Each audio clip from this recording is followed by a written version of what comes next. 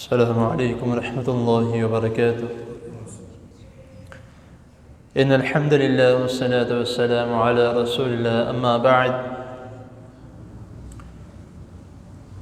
اللهم صل وسلم على نبينا محمد صلى الله عليه وسلم.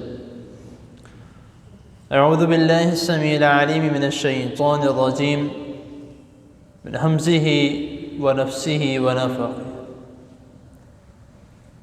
قل اللهم مالك الملك تؤتي الملك من تشاء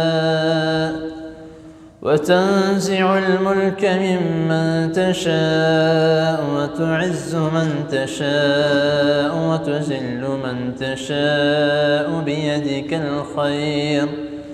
إنك على كل شيء قدير. صدق اللہ العظیم. حضرات محترم، اللہ تعالیٰ کی توفیق سے اور آپ دوست احباب بزرگوں کی دعاؤں سے آج کا جو ہمارا ٹاپک موضوع ہے اس کے متعلق آپ کو یہ آیات سن کر علم ہو چکا ہوگا، کیونکہ ان آیات میں جن جن الفاظ کا اللہ رب العزت نے ذکر کیا ہے وہ ہم اکثر اپنی زبان میں بھی بولتے رہتے ہیں. عزت کا تعزو، ذلت کا تذلو،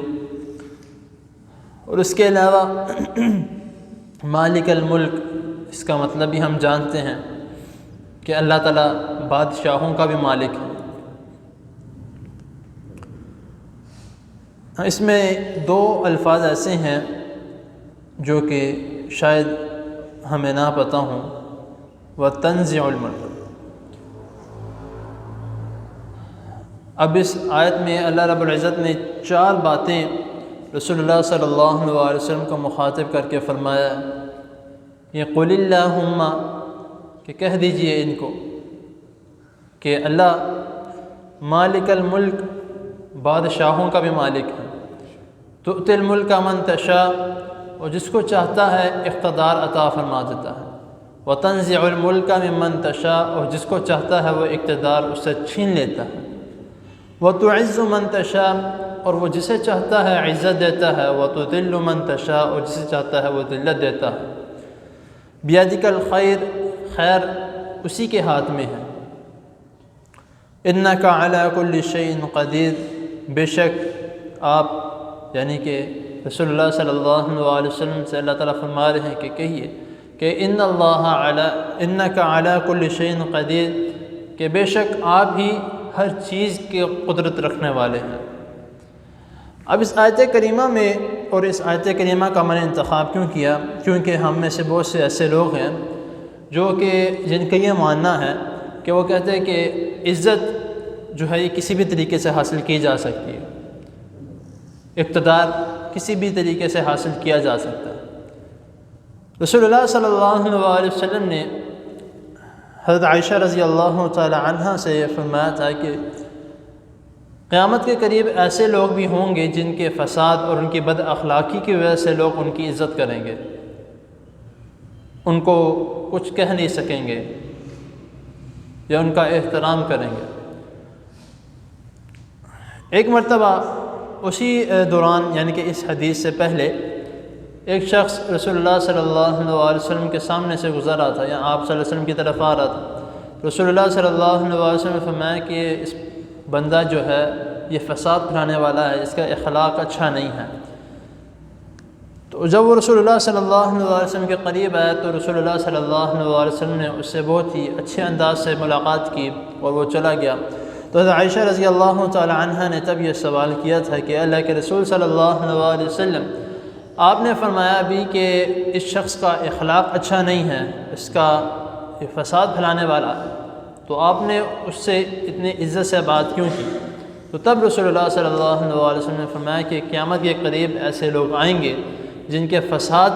برپا نہ ہوں، اس کی وجہ سے لوگ ان کی عزت کریں گے. تو آج ہمارے معاشرے میں اسی طرح ہی ہے کہ بہت کم لوگ ایسے ہیں جن کو لوگ اسی لیے ان کی عزت کرتے ہیں کہ وہ اچھے لوگ ہیں، ان کا اخلاق اچھا ہے، یا ان کے اعمال اچھے ہیں، وہ نیک ہیں۔ بہت کم لوگ ایسے اللہ ماشاء اللہ ہیں۔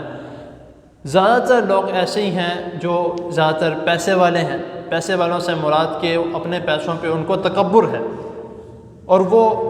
ایسے لوگوں کو پیسوں سے ڈراتے ہیں کہ میں تمہارے ساتھ ایسے کر دوں گا، تو میں نوکری سے نکال دوں گا، تمہارے ساتھ یہ کروں گا، وہ کروں گا۔ تو اس وجہ سے بھی لوگ ان کی عزت کرتے ہیں،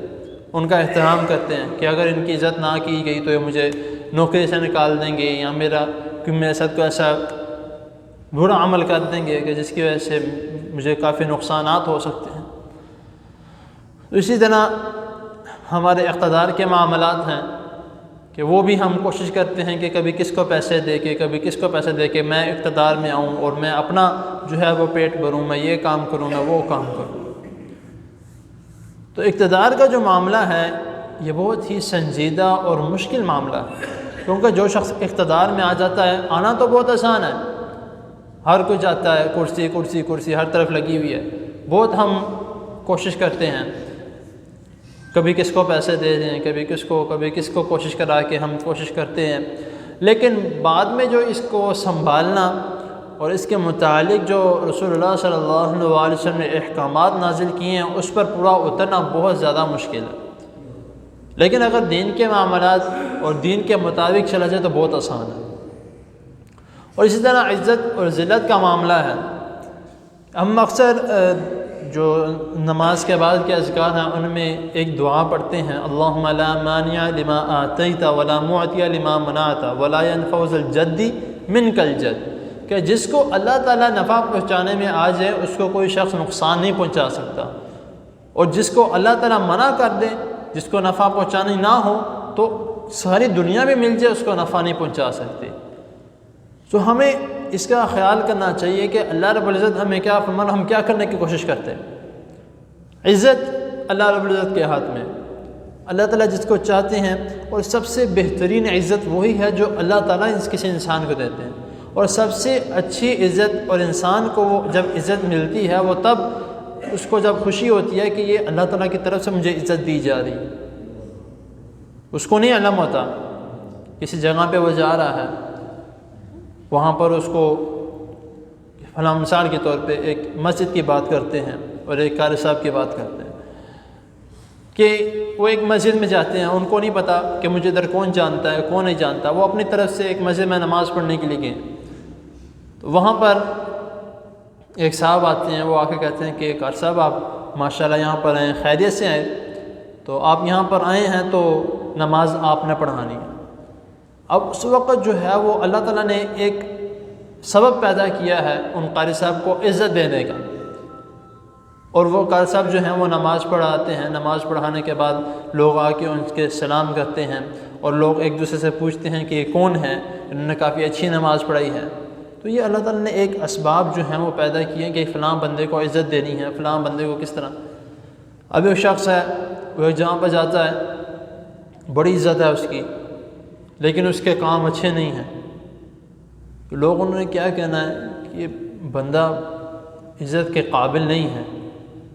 تو اب وہ اس کے اسباب بھی جو ہیں وہ اللہ رب العزت نے پیدا کیے ہیں، کیونکہ اللہ تعالیٰ نے اس کو عزت دی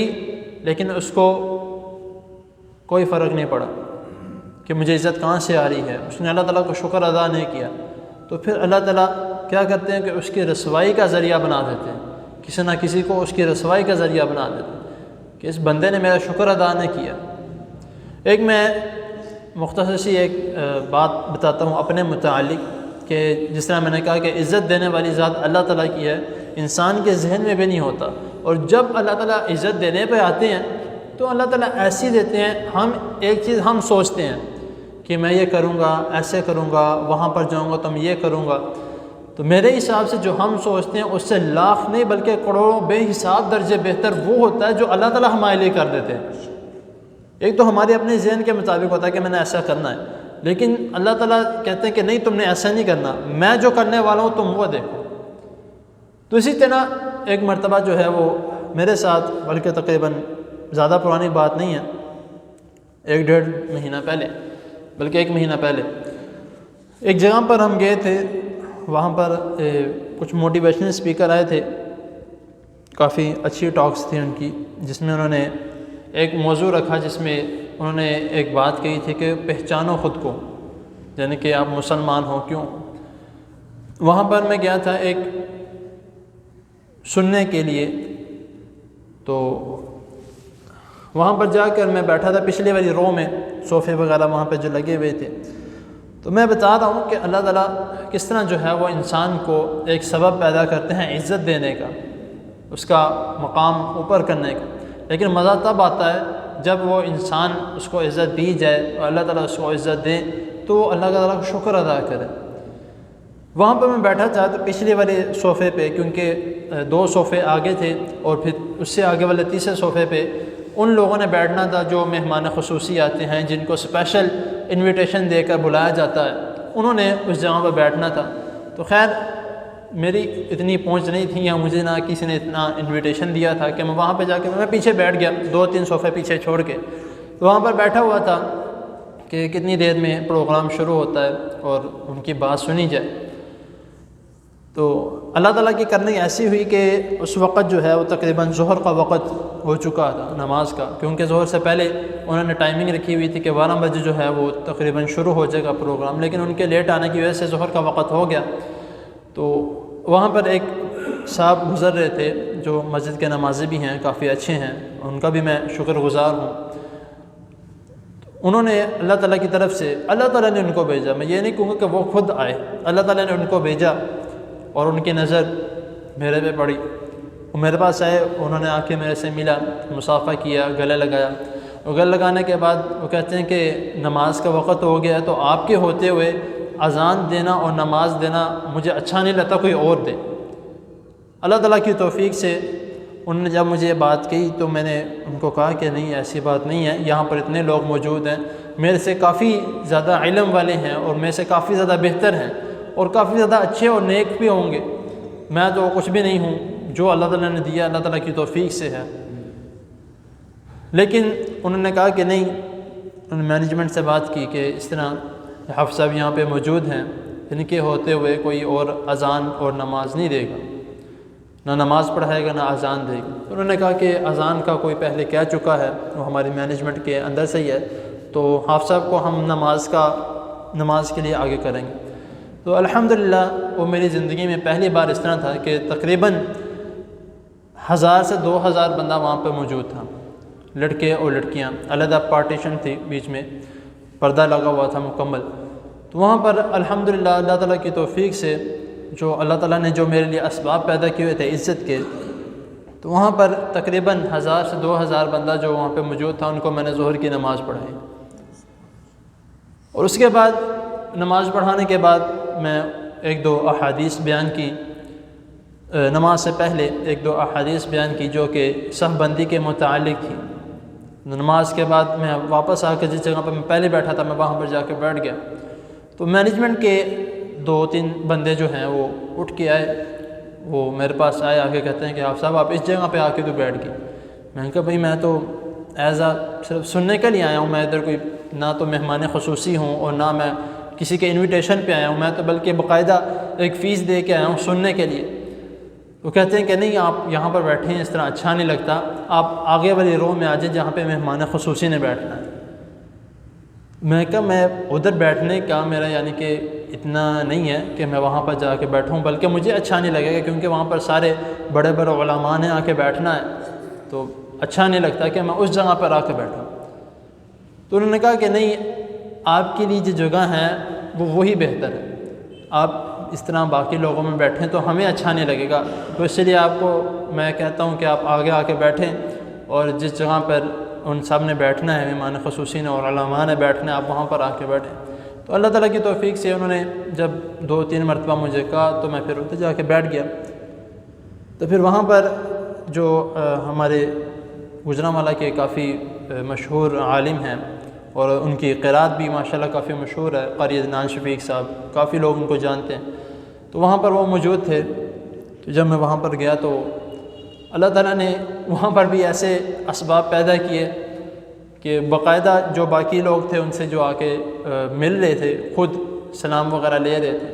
تو جب میں وہاں پہ پہنچا تو وہ خود میرے لیے اٹھ کے آگے ہو گئی ایک دم اٹھ کے سلام لینے کے لیے. تو میں نے ان کو جا کے بٹھایا کہ میں ادنا سے طالب علم ہوں, آپ میرے لیے اٹھ کے کیوں اس طرف آ رہے ہیں, آپ بیٹھے, میں آپ کی طرف آ کے آپ کو آ کے ملتا ہوں. تو خیر انہوں نے بات نہیں مانی, وہ پھر اٹھ کے آئے, انہوں نے آ کے مجھے اپنے ساتھ صفحے پہ بٹھایا. تو ساری بات بتانے کا صرف مقصد میرا یہ ہے کہ اس میں یہ نہیں ہے کہ نعوذ باللہ اللہ تعالیٰ مجھے بھی اور آپ کو بھی اللہ تعالیٰ سب کو اپنی حفاظت میں رکھے اور ہر قسم کے تکبر سے اللہ تعالیٰ بچا کے رکھے. صرف اور صرف میری پوری بات بتانے کا مقصد یہ ہے کہ جو شخص یہ سوچتا ہے کہ میں اپنے ٹیلنٹ کی وجہ سے یا اپنے علم کی وجہ سے یا اپنے فاضل ہونے کی وجہ سے میں بہت عزت والا ہوں, وہ کچھ بھی نہیں ہے. وہ شخص کچھ بھی نہیں ہے جب تک اس کو اللہ تعالیٰ کسی بھی قسم کی عزت نہ دے. آپ جتنے مرضی بڑے عالم ہیں, جتنے مرضی بڑے ٹیلنٹ والے ہیں, یا آپ کے اندر بہت اللہ تعالیٰ نے ہنر رکھے ہیں, جب تک اللہ تعالیٰ آپ کو اسباب پیدا نہیں کرتا عزت دینے کے, آپ کی عزت نہیں مل سکتی. تو اسی لیے ہمیں ہمیشہ اللہ تعالیٰ سے جو ہے وہ مانگتے رہنا چاہیے کہ اے اللہ مجھے یہ عطا کر, مجھے یہ عطا کر. جب اللہ تعالیٰ سے ہم مانگیں گے تو انشاءاللہ تعالیٰ اللہ تعالیٰ ہر چیز دیں گے, اور پھر وہ نہیں دیں گے جو ہم مانگتے ہیں. اللہ تعالیٰ اس سے کئی گنا زیادہ ہمیں بہتر چیز عطا فرمائیں گے کہ تم یہ مانگتے ہو تو میں یہ دوں گا, تم یہ مانگتے ہو. لیکن شرط صرف ایک ہی ہے کہ صرف اور صرف اللہ تعالیٰ کی طرف سے ہم اللہ تعالیٰ سے مانگیں اور صرف اللہ تعالیٰ کی طرف ہم توجہ رکھیں, تو پھر ہمیں سب کچھ مل سکتا ہے. اگر نہیں, ہم کہتے ہیں کہ پیسہ سب کچھ ہے, پیسہ ہمیں سارا کچھ دے گا, ہمارا ٹیلنٹ, ہمارا ہنر ہمیں سب کچھ دے گا, یا ہمارا اقتدار ہمیں سب کچھ دے گا, تو ایسا کچھ بھی نہیں ہے. بڑے بڑے اقتدار والے, بڑے بڑے ہنرمند لوگ جو ہیں وہ آج کل, ابھی میں تھوڑی دیر پہلے بلکہ صبح ایک بھائی میرے سے ملا, تو مجھے کہتا ہے کہ میرا ایک بیٹا ہے, اس کو آپ اپنی فیکٹری میں بطور ورکر جو ہے وہ کام کرنے کے لیے آپ لگا لو. تو میں نے کہا اس کی تعلیم کتنی ہے؟ کہتا ہے ماشاءاللہ 11 پڑھا ہے. یعنی کہ 11 کافی زیادہ تعلیم ہے, کیونکہ اکثر جو اس طرح کی فیکٹری وغیرہ میں کام کرنے والے ہوتے ہیں وہ زیادہ تر کوئی 5 پڑھا ہے, کوئی 6 پڑھا ہے, کوئی اس طرح زیادہ نہیں تعلیم ہوتی. تو وہ کہتا ہے کہ ماشاءاللہ 11 پڑھا ہے. تو میں نے کہا 11 پڑھا تو پھر آپ کسی اس کو اچھی جگہ پہ نوکری کے لگاؤ, اس کو پڑھنا لکھنا بھی آتا ہوگا, اور بھی کئی ایسے تنخواہیں, یعنی کہ بڑی بڑی تنخواہوں میں بڑے بڑے پوسٹ میں لوگ لگے ہیں. تو وہ کہتا ہے کہ نہیں. تو بتانے کا مقصد, یہ بات بتانے کا مقصد میرا بس یہ ہے کہ ہم جو سمجھتے ہیں کہ ہمارا ہنر اور ہمارا ٹیلنٹ, ہمارا علم ہمارے لیے سب کچھ ہے, یا ہمارا پیسہ ہمارے لیے سب کچھ ہے, ایسا بالکل بھی نہیں ہے. کیونکہ مالک الملک, بادشاہوں کا بھی مالک اللہ رب العزت ہے. اللہ تعالیٰ نے کچھ دینا ہے, کیونکہ ادھر جو الفاظ ہیں بیادک الخیر, کہ خیر جو ہے وہ اللہ تعالیٰ کے ہاتھ میں. جتنی مرضی کوشش کر لیں کہ خیر صرف اور صرف اللہ تعالیٰ کے ہاتھ میں ہے, ہم کچھ بھی نہیں ہیں. جب ہم یہ کہیں گے نا کہ ہم کچھ بھی نہیں ہیں, بالکل زیرو ہیں, اے اللہ آپ ہی ہمارے لیے سب کچھ ہیں, تو پھر اللہ تعالیٰ اپنا کر کے دکھاتے ہیں. اللہ تعالیٰ کہتے ہیں کہ تم نے اپنے آپ کو میرے سامنے بالکل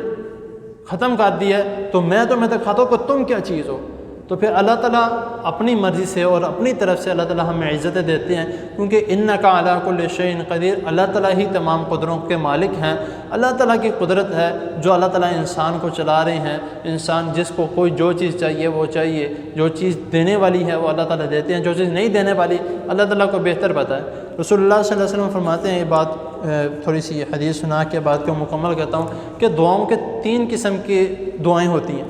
ایک دعا وہ ہوتی ہے کہ جو اللہ تعالیٰ انسان کو اس کو دنیا میں دے دیتے ہیں. اس نے دعا کیا اللہ مجھے یہ چاہیے, اللہ تعالیٰ اس کو دنیا میں دے دیتے ہیں, اس کی دعا کے بدلے چیز مل گئی, ختم ہو گیا. ایک دعا وہ ہوتی ہے جو انسان اللہ تعالیٰ سے مانگتا ہے کہ اللہ مجھے یہ چیز چاہیے, تو اللہ تعالیٰ اس کے بدلے میں اس کو اس سے بہتر کوئی چیز عطا فرما دیتے ہیں. دوسرا طریقہ بھی ختم ہو. اب تیسری دعا ایک ایسی ہوتی ہے کہ انسان اللہ تعالیٰ سے مانگتا ہے, مانگتا رہتا ہے, تو اپنی کوشش نہیں چھوڑتا. تو لیکن وہ کہتا ہے کہ میری دعا قبول بھی نہیں ہو رہی, لیکن میں نے کوشش نہیں چھوڑنی. آخر کار وہ اللہ تعالیٰ کو پیارا ہو جاتا ہے. رسول اللہ صلی اللہ علیہ وسلم کی حدیث ہے, میں اپنی طرف سے بات نہیں کر رہا, کہ نبی کریم صلی اللہ علیہ وسلم کی حدیث ہے. آپ خود بھی جا کے سرچ کر سکتے ہیں گوگل پہ, جو اس کا نمبر ہے وہ میرے ذہن میں نہیں آ رہا. آپ خود یہ گوگل میں جا کے بس اتنی بار سرچ کر لیں کہ دعاؤں کی 3 قسمیں, وہ ان شاء اللہ تعالیٰ وہ خود یہ سامنے آ جائے گی. تو تیسری جو رسول اللہ صلی اللہ علیہ وسلم نے قسم بتائی کہ آخر کار وہ بندہ دعا کرتے کرتے فوت ہو جاتا ہے, اس کو جو مانگ رہا ہے اس کو نہیں ملتا دنیا میں. تو وہ جتنی اس نے دعائیں مانگی ہیں وہ اللہ تعالیٰ اس کا ذخیرہ کر لیتے ہیں آخرت کے لیے. اور پھر جب وہ اللہ تعالیٰ کے پاس جاتا ہے اللہ تعالیٰ اس کو ساری چیزیں اس کو اس وقت دے دیتے ہیں کہ تم نے یہ بھی مانگا تھا یہ بھی لو، یہ بھی مانگا تھا یہ بھی لو، یہ بھی مانگا تھا یہ بھی لو۔ تو ہمیں دعائیں جو ہیں وہ جاری رکھنی چاہیے۔ جو بھی چیز چاہیے، آپ کو عزت چاہیے، آپ کو کھانا پینا چاہیے، آپ کو جو کچھ چاہیے وہ اللہ تعالیٰ سے مانگے، اللہ تعالیٰ اس کے اسباب پیدا کریں گے۔ یہ نہیں کہ اللہ تعالیٰ نے کوئی سبب پیدا کیا ہے کہ فلاں بندہ آتا ہے آپ کو کوئی چیز دے کے چلا جاتا ہے تو آپ کہتے ہو کہ نہیں یہ فلاں بندہ دینے والا ہے، اللہ تعالیٰ سے تو میں نے مانگا، اللہ تعالیٰ نے نہیں مجھے دیا، تو یہ فلاں بندہ دینے والا ہے، اس سے مانگتا ہوں میں جا کے، تو پھر وہ طریقہ خراب ہو جائے گا۔ تو اسی لیے پورا مکمل بات کا خلاصہ اور ان شارٹ یہی ہے کہ جو کچھ دینے والی ذات ہے وہ اللہ تعالیٰ کی ہے، اقتدار ہو، عزت ہو، جو چیز بھی ہو وہ اللہ تعالیٰ کی ذات دے سکتی ہے، کیونکہ اللہ تعالیٰ مالک الملک ہے، اللہ تعالیٰ ہی رازق ہے، اللہ تعالیٰ ہی مشکل کشا ہے، اللہ تعالیٰ ہی دینے والے ہیں۔ بیادک الخیر انک علی کل شیء قدیر، اللہ تعالیٰ ہی قدرت کے مالک ہیں۔ اللہ تعالیٰ کے حضور دعا ہے اللہ تعالیٰ ہمیں ایسی عزتیں عطا فرمائے جو اللہ تعالیٰ کی طرف سے ہوں، ایسی عزتیں اللہ تعالیٰ ہمیں نہ دیں جو کہ ہمارے اپنی کوشش کے طرح ہوں کہ پیسوں کے ذریعے یا اس طرح، یا ایسی عزت نہ ہوں جو کہ ہماری بد اخلاقی کی وجہ سے کی جائے۔ ایسی عزت اللہ تعالیٰ ہمیں عطا فرمائے جو صرف اور صرف اللہ تعالیٰ کی طرف سے ہو، اور ایسا اقتدار اللہ تعالیٰ عطا فرمائے جو اللہ تعالیٰ کی طرف سے ہو۔ اللہ تعالیٰ کی حضور دعا ہے اللہ تعالیٰ ہمیں جو سنا ہے اس پر عمل کرنے کی، اس کو سمجھنے کی اور اسی کے مطابق ہمیں اپنی زندگی گزارنے کی توفیق عطا فرمائے۔ بیماروں کے لیے دعا کرے اللہ تعالیٰ سب بیماروں کو صحت کاملہ عاجلہ عطا فرمائے، اور ہمارے جو فلسطین اور جتنے بھی